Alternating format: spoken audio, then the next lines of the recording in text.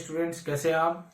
तो स्टूडेंट्स, आज के लेक्चर में हम पढ़ने वाले हैं कंपाउंड माइक्रोस्कोप और ये हमारा पार्ट 2 है। ऑप्टिकल इंस्ट्रूमेंट का पार्ट 2 है ना। इसका एक और इससे पहले वीडियो हम बना चुके हैं जिसका लिंक आपको डिस्क्रिप्शन में मिल जाएगा, ठीक है ना।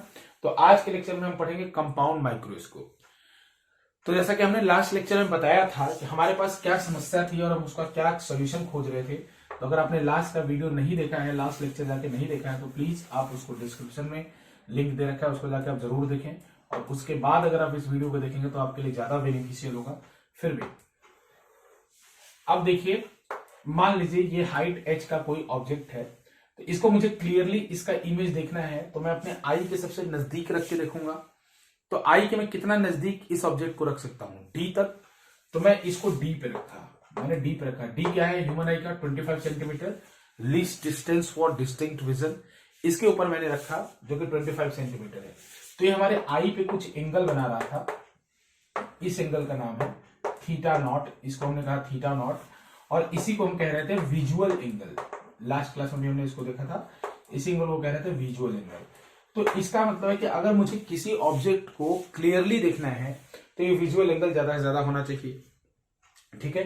तो ज्यादा से ज्यादा होना चाहिए। तो हमने देखा था कि हम इस विजुअल एंगल को कैसे बढ़ाएं, जैसे ऑब्जेक्ट हमको क्लियरली दिखे। जैसे हमको बैक्टीरिया, हमारे हाथ में बैक्टीरिया है लेकिन हमको दिख नहीं रहा है। क्यों नहीं दिख रहा है? क्योंकि जो बैक्टीरिया विजुअल एंगल हमारे आई पे बना रहा है वो इतना कम बना रहा है कि रेटिना हमारा उसको आइडेंटिफाई नहीं कर पा रहा है। तो यानी सारा प्रॉब्लम इस विजुअल एंगल का है कि किसी भी तरीके से हम विजुअल एंगल यहाँ पे बढ़ा दें तो हम इजिली उस चीज को देख पाएंगे। विजुअल एंगल का मतलब जो हाइट है, जो ऑब्जेक्ट का जो डायमेंशन है, वो हमारे आई पे कितना एंगल सबटेंड कर रहा है। तो जैसे आपको इसीलिए मैंने कहा था कि जितने भी ऑप्टिकल इंस्ट्रूमेंट जैसे हमने पढ़े, सिंपल माइक्रोस्कोप और कंपाउंड माइक्रोस्कोप पढ़ रहे हैं, यहां हम एंगुलर मैग्निफिकेशन कैलकुलेट करते हैं। क्योंकि हमारा एम होता है टू इनलार्ज दिस एंगल, इस थीटा को बढ़ाना, इस थीटा नॉट को बढ़ाना। तो यहाँ पे हम एंगुलर मैग्निफिकेशन कैलकुलेट करते हैं, ना कि लीनियर मैग्निफिकेशन। तो यहां से एक चीज आप याद कर लीजिए, जैसे मैंने लास्ट क्लास में बताया था कि थीटा नॉट की वैल्यू, तो थीटा नॉट की वैल्यू कितनी होगी। तो यहां से थीटा नॉट की वैल्यू आपको याद होनी चाहिए h/d। tan theta naught, tan theta लगाया है तो tan थीटा बराबर कितना होता है, परपेंडिकुलर अपॉन बेस।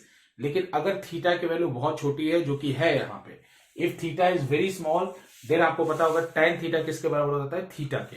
तो वो वाला एजम्पशन मैंने यूज किया, और यहाँ पे थीटा एजम्पशन यूज करने में कोई गलती भी नहीं है, क्योंकि थीटा वास्तव में बहुत स्मॉल है, अदरवाइज मुझे इंस्ट्रूमेंट की जरूरत ही क्यों पड़ती।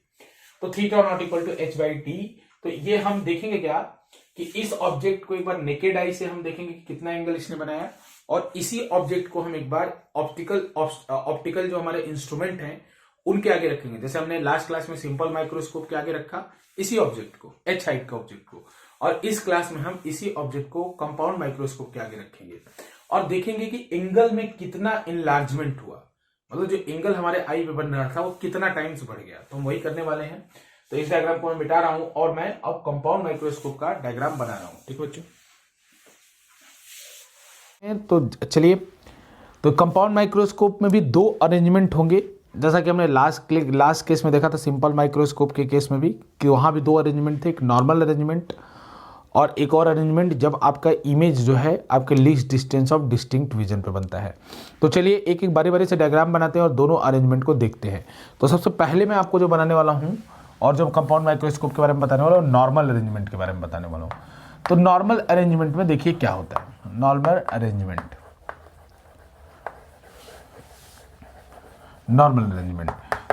अरेंजमेंट में क्या होगा कि इसमें पहले कंपाउंड माइक्रोस्कोप का बेसिक स्ट्रक्चर देख लेते हैं। तो इसमें दो तरीके के कॉन्वेक्स लेंस होते हैं, ठीक है।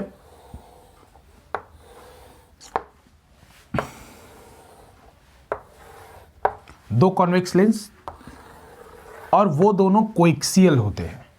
दो कॉन्वेक्स लेंस होते हैं और वो दोनों कोएक्सियल होते हैं। इस वाले लेंस को कहते हैं ऑब्जेक्टिव लेंस, इस वाले लेंस को कहते हैं ऑब्जेक्टिव लेंस, क्योंकि ये ऑब्जेक्ट के पास रहेगा। इस वाले लेंस को कहते हैं आई पीस लेंस, क्योंकि ये आई के पास रहेगा, और पास नहीं, यहीं पे आई हमारी होगी। जब भी आई हमारी इमेज देखेगी तो ये यहीं पे होगी, इसलिए इसको आई पीस लेंस कह रहे हैं। इन दोनों के बीच में जो डिस्टेंस है, इसी को कहा जाता है लेंथ ऑफ द ट्यूब या ट्यूब लेंथ। इसको ट्यूब लेंथ कहा जाता है। जो इन दोनों के बीच में डिस्टेंस है इसको ट्यूब लेंथ कहा जाता है। और ये स्क्रू पे फिक्स होता है, तो इसको हम चेंज भी कर सकते हैं।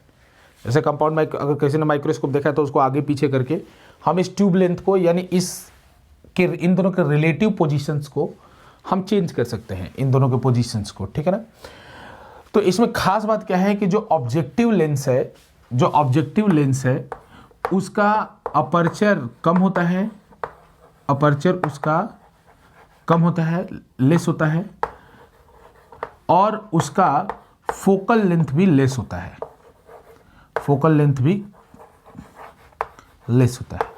ठीक है। तो उसका अपर्चर और फोकल लेंथ दोनों कम होता है, ठीक है। किससे कम होता है? देन आई पीस लेंस, ठीक है ना। तो दोनों ही आई पीस लेंस से उसका अपर्चर और उसका फोकल लेंथ दोनों कम होता है, ठीक है ना। तो आई पीस लेंस का अपर्चर भी बड़ा है और इसका फोकल लेंथ भी बड़ा है। अपर्चर कहने का मतलब सिंपल आप जानते होंगे, विड्थ ऑफ द लेंस, मतलब लेंस अपर्चर इनडायरेक्टली इंडिकेट करता है कि लेंथ कितना, यानी लेंस कितना भारी है। हमें क्या करना है कि ऑब्जेक्ट को प्लेस करना है। तो अगर हम देखना चाहते हैं कि सेम ऑब्जेक्ट पहले कितना आई पे एंगल बना रहा था, अब सेम ऑब्जेक्ट हम देखेंगे कि अब कितना आई पे एंगल बना रहा है। तो नॉर्मल अरेंजमेंट के केस में हम इस तरह से ऑब्जेक्ट को, उसी एच हाइट के ऑब्जेक्ट को इसके फोकल लेंथ से, इसका जो फर्स्ट फोकस है ऑब्जेक्टिव लेंस का, इससे पीछे रखेंगे। अब इसका 2 रे ले जाइए, इसका रे डायग्राम 2 रे, एक रे ऐसे पास कराइए तो ये फोकस से होती हुई कुछ ऐसे जाएगी, दूसरे रे को ऐसे पास कराइए तो कुछ ऐसे जाएगी। तो इसका इनलार्ज इमेज आपने पढ़ा होगा, इसका इनलार्ज इमेज यहाँ पे मिलता है। इस केस में अगर आपका F1 के पीछे ऑब्जेक्ट है तो इसका इनलार्ज इमेज यहाँ पे दिखाई पड़ता है। फिर क्या होगा कि ये जो लेंस है, आईपीस लेंस है, उसके लिए इसका जो इमेज है वो ऑब्जेक्ट की तरह काम करेगा, तो हम इस तरीके से नॉर्मल अरेंजमेंट में इसको एडजस्ट करते हैं कि ये जो इमेज बने वो इसके फोकल पॉइंट पे बने। किसके फोकल पॉइंट पे? इसके आई पीस के फोकल पॉइंट पे बने। तो अगर आई पीस के फोकल पॉइंट पे ये इमेज बनेगा तो इसका ये वाला इमेज अगर आई पीस के फोकल पॉइंट पे बनेगा तो ये उसके लिए ऑब्जेक्ट की तरह काम कर रहा है। तो इसका इमेज ये आई पीस कहाँ बनाएगा? इन्फिनिटी पे। तो देखिए कैसे, तो इन्फिनिटी पे तो एक रे पैरेलल ले जाइए, पैरेलल ले जाएंगे तो ये फोकस से पास करेगी, और दूसरे रे को ऐसे ले जाइए, ये भी ऐसे पास करेगी, है ना। तो इस केस में ये जो अरेंजमेंट होता है, इस अरेंजमेंट को नाम देते हैं हम नॉर्मल अरेंजमेंट। ये जो अरेंजमेंट है, इस अरेंजमेंट को नाम दिया जाएगा नॉर्मल अरेंजमेंट, ठीक है ना। तो नॉर्मल अरेंजमेंट में ऐसी सिचुएशन होगी, ठीक है। ये नॉर्मल अरेंजमेंट की सिचुएशन है। तो नॉर्मल अरेंजमेंट में क्या देखा हमने कि जो इमेज बन रहा है वो कहाँ पे बन रहा है? इन्फिनिटी पे बन रहा है। इमेज जो बन रहा है वो कहाँ पे बन रहा है? इन्फिनिटी पे बन रहा है, ठीक है ना। तो चलिए जरा इसके बारे में देखते हैं, और हमको कौन सा एंगल देखना है। अब की बार आई को कौन सा एंगल दिखाई पड़ रहा है? आई बिल्कुल इस लेंस के क्लोज हम ऐसा मान लेंगे तो आई को ये वाला एंगल दिखाई पड़ रहा है, ये वाला, और ये वाला एंगल का नाम मैं दे रहा हूँ θ1। और अगर इसका हाइट h है तो मान लीजिए इस वाले ऑब्जेक्ट का हाइट है h डैश, जो इसका इमेज बना उसका हाइट है h डैश। और इस नॉर्मल अरेंजमेंट में ये वाली डिस्टेंस किसके बराबर होगी? ये वाली डिस्टेंस बराबर होगी FE के, FE यानी focal length of the eyepiece के, focal length of the eyepiece के। तो चलिए हम इस वाले एंगल, क्योंकि हमें क्या करना है, हमें तो भाई हमारा ultimate aim is to increase the angle, तो हम जरा देखते हैं कि इस केस में θ1 कितना बन रहा है, यानी हमारी आई के ऊपर जो इस केस में एंगल बन रहा है θ1 वो कितना बन रहा है। तो θ1 का फॉर्मूला होगा, यहाँ से आप निकालिए θ1, तो θ1 आपका कितना निकल के आएगा? θ1 will be equal to h dash upon FE। गलत तो नहीं कह रहा हूँ? ये एंगल में निकालूं, θ1 will be equal to h dash upon FE। और θ नॉट क्या होता है? h, ये वही वाला h है जो पीछे था। तो θ नॉट किसके बराबर है? θ not is equals to, θ naught equal to कितना है? h upon d। मैंने आपको याद करने को भी कहा था वहाँ पे, h upon d, θ not is h upon d। तो अगर आपको एंगुलर मैग्निफिकेशन चाहिए, एंगुलर मैग्निफिकेशन जैसे कि कितने टाइम्स एंगल बढ़ गया, तो इन दोनों को डिवाइड मार दूँ, θ1 तो एंगुलर मैग्निफिकेशन यानी m यहाँ पे, ये क्या है? m यहाँ पे एंगुलर मैग्निफिकेशन है, m यहाँ एंगुलर मैग्निफिकेशन है। तो एंगुलर मैग्निफिकेशन की वैल्यू क्या होगी? एंगुलर मैग्निफिकेशन की वैल्यू होगी, एंगुलर मैग्निफिकेशन की वैल्यू होगी θ1 डिवाइडेड बाई θ नॉट। तो यहाँ एंगुलर मैग्निफिकेशन की वैल्यू होगी θ1 डिवाइडेड बाई θ नॉट। तो थीटा 1 किसके बराबर होगा, theta 1 is equal to H dash upon F E, H dash upon F E के बराबर है, तो यहाँ पर रख दीजिए H dash upon F E, ठीक है। थीटा नॉट किसके बराबर है, एच अपॉन डी के, तो मुझे डिवाइड करना तो उल्टा करके मल्टीप्लाई कर दूं, तो मैंने उल्टा करके मल्टीप्लाई किया तो कितना है D by H, D by H. तो यहाँ से जो एंगुलर मैग्निफिकेशन निकल के आया वो कितना निकल के आया, तो आप थोड़ा सा इसको रीसफलिंग कर लीजिए, इस एच डैश और एच को एक साथ लिख दीजिए और डी अपॉन एफ ई को उधर लिख दीजिए। तो यहाँ से जो वैल्यू निकल के आएगी मैग्निफिकेशन की वो निकल के आएगी H dash upon H divided by into D by F E, D by F E, ठीक है ना। H dash upon H into D by F E, H dash upon H into D by F E.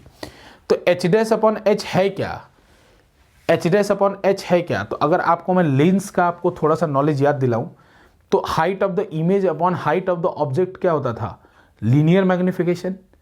तो ये H dash किसका image है, इस objective lens से बनने वाला इमेज है। एच क्या है, इस ऑब्जेक्टिव लेंस का ऑब्जेक्ट है, और ये वही ऑब्जेक्ट है जो हमने पहले नेकेड आई केस में लिया।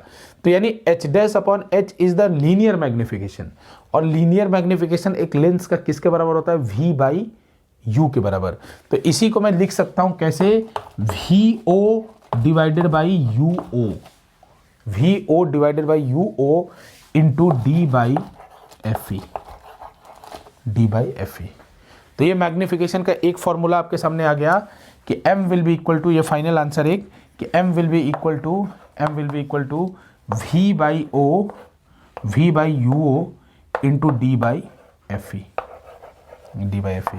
तो नॉर्मल अरेंजमेंट में हुआ क्या, नॉर्मल अरेंजमेंट में हुआ क्या, नॉर्मल अरेंजमेंट में हमने इमेज को अपने इन्फिनिटी पे बनाया, इमेज को हमने इन्फिनिटी पे बनाया, और इस केस में इमेज मैग्नीफाइड भी बनता है। और जैसा कि मैंने लास्ट क्लास में आपको बताया भी था कि नॉर्मल अरेंजमेंट में इमेज जब बनता है इन्फिनिटी पे, उस केस में हमारी आई सबसे ज़्यादा कंफर्टेबल होती है। तो हमारा दोनों काम हो गया, इमेज मैग्नीफाइड भी बना और हमारी आई कंफर्टेबल भी है। तो ये एक फॉर्मूला है, हालांकि इसको हम फर्दर चेंज करेंगे और उसको चेंज करेंगे, यानी वी ओ अपॉन यू ओ को हम फिर लेंस का फॉर्मूला लगा के चेंज करेंगे। तो आप इसको नोट कीजिए, फिर मैं इस फॉर्मूले से आगे बढ़ता हूं नॉर्मल मैग्निफिकेशन में, ठीक है। तो देखिए इस वी ओ अपॉन यू ओ को कुछ हम एफ ओ और इस ट्यूब लेंथ के टर्म में कुछ कन्वर्ट करना चाहते हैं। हम चाहते हैं कि वी ओ अपॉन यू ओ न रहे, क्योंकि वी ओ की वैल्यू हमको हर बार मालूम नहीं होगा। वी ओ कौन सी दूरी है, वी ओ इसकी दूरी है, यहां से लेके वी ओ कौन सी दूरी है, वी ओ ये वाली दूरी है, ये वाली दूरी वी ओ है। यू कौन सी दूरी है, यू ओ ये वाली दूरी है। तो हर टाइम हमको वी ओ और यू ओ नहीं पता रहेगा, वी और यू ओ पता नहीं रहेगा, है ना। तो उस केस में हम क्या चाहते हैं कि वी ओ यू ओ की जगह हम कहीं ना कहीं एफ ओ कर लें, यानी इसका हमें फोकल लेंथ तो पता ही रहेगा ऑब्जेक्टिव का, तो हम एफ ओ करना चाहते हैं। साथ में कुछ ट्यूब लेंथ के टर्म में अगर फॉर्मूला बन जाए ना तो मज़ा आ जाएगा। तो इसीलिए हम इसको निकालने चले कि भाई वी ओ और यू ओ को क्या लिख सकते हैं। तो वी और यू ओ को हम लिखने चले, वी और यू ओ को तो देखिए क्या लिख सकते हैं। तो एक फॉर्मूला लगाते हैं ऑब्जेक्टिव लेंस के लिए, lens formula 1 upon V O minus 1 upon U O will be equal to कितना होगा, 1 अपॉन एफ ओ, ये होगा। तो मुझे चाहिए क्या, वी ओ अपॉन यू ओ, तो हर तरफ डिवाइड कर दीजिए वी ओ से। तो अगर वी ओ से डिवाइड करेंगे तो यहाँ बचेगा 1 minus V O upon U O will be equal to V O upon F O, V O upon F O बचेगा, है ना। तो अब देखिए जरा कि V O upon U O किसके बराबर हुआ, V O upon U O बराबर हुआ 1 minus V O upon F O के, 1 minus V O upon F O के। अब यहाँ एक ध्यान देने वाली बात है, यहाँ हम एक बात पे ध्यान देंगे कि हम ऐसा मानते हैं कि एफ ओ काफ़ी छोटा है, एफ ओ काफ़ी छोटा है। तो अगर एफ ओ की वैल्यू बहुत स्मॉल है तो V O upon F O, एक एजम्पशन है यहाँ, फिर से मैं कह रहा हूँ, अगर एफ ओ बहुत छोटा है, if F O is very small, so V O upon F O will be greater than 1। Why because F O is very small, F O का जो फोकल लेंथ है वो छोटा है, स्मॉल है। तो इस केस में V O will be greater than F O.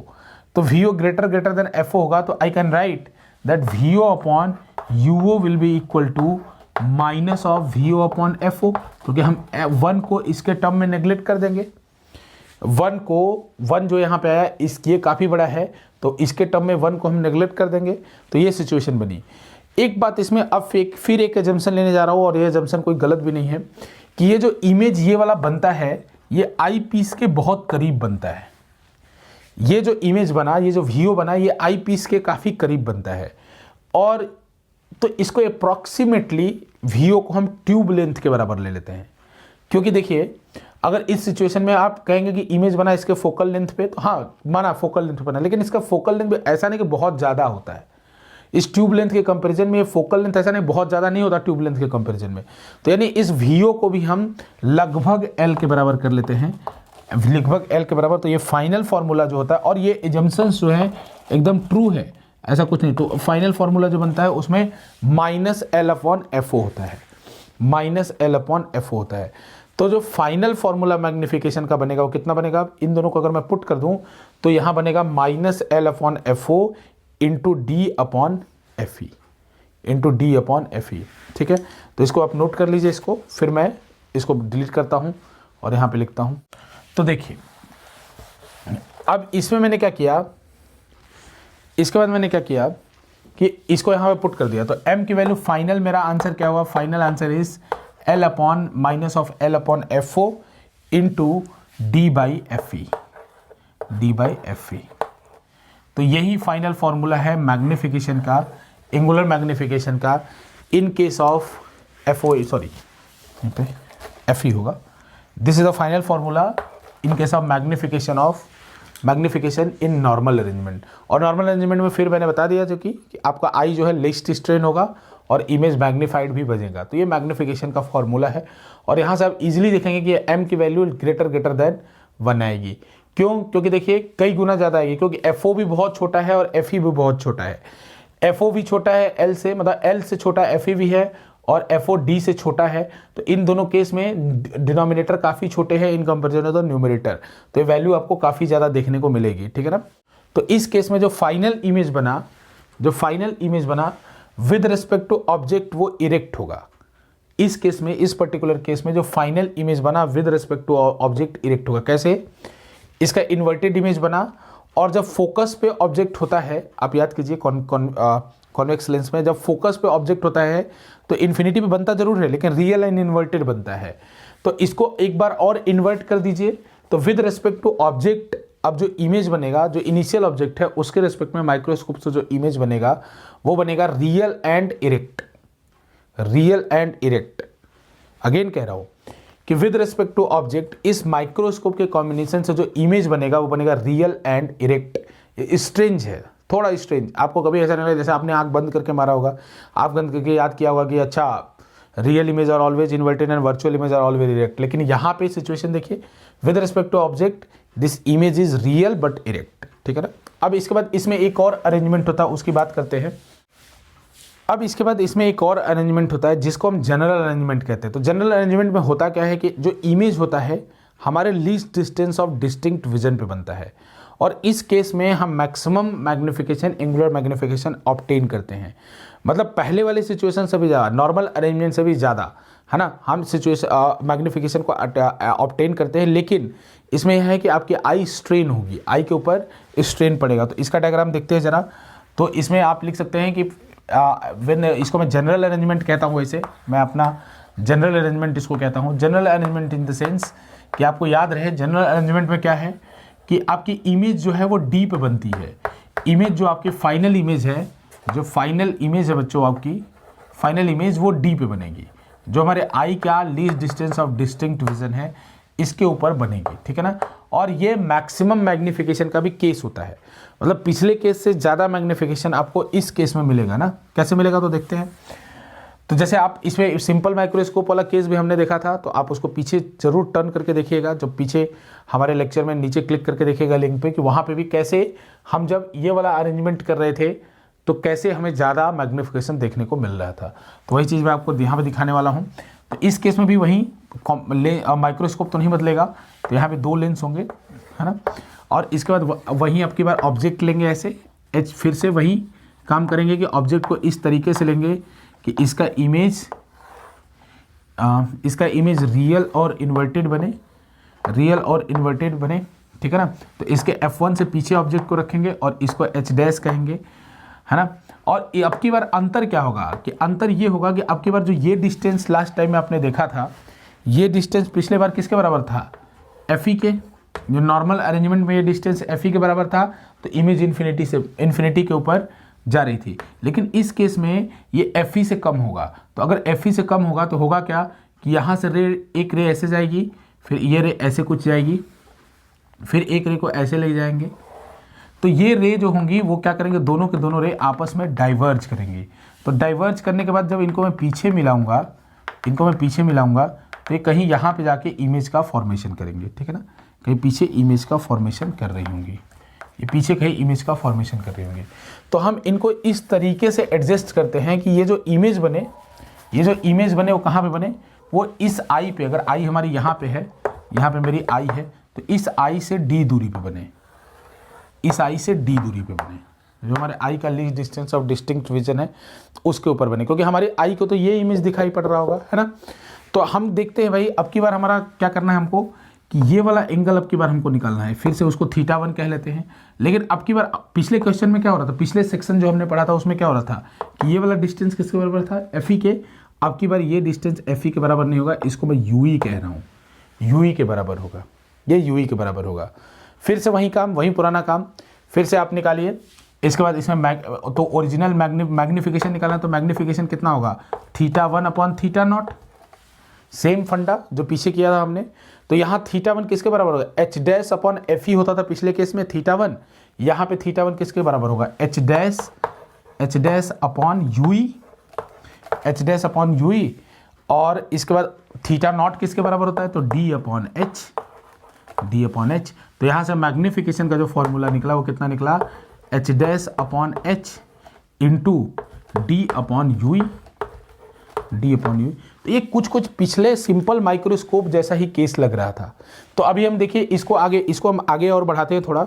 तो इस m की वैल्यू क्या हो जाएगी, एच डैश अपॉन एच, फिर किसके बराबर हो जाएगा, वी ओ अपॉन यू ओ के। अगर ये वाला डिस्टेंस यू ओ है और ये वाला डिस्टेंस जो है वो वी ओ है, तो फिर से again this will be equal to V O upon U O into D by U E, D by U के बराबर होगा। तो अब वी ओ अपॉन यू जैसे पीछे निकला था, सेम काम यहाँ भी करना होगा। तो V O upon U will be equal to minus L upon F E, minus L upon F O, जैसे हमने पीछे निकाला था ना बच्चों, minus L upon F O into D by U E, into D by U E. अब लेकिन ये यू ई भी हमें हर समय पता नहीं होगा, तो हम चाह रहे थे कि भाई इस यू ई को भी कन्वर्ट कर दिया जाए किसके टर्म में, एफ ई के टर्म में। तो एफ ई के टर्म में कन्वर्ट करेंगे, सिंपल तो कैसे करेंगे, एफ ई के टर्म में इसको कन्वर्ट करना हुआ डी अपॉन यू ई को।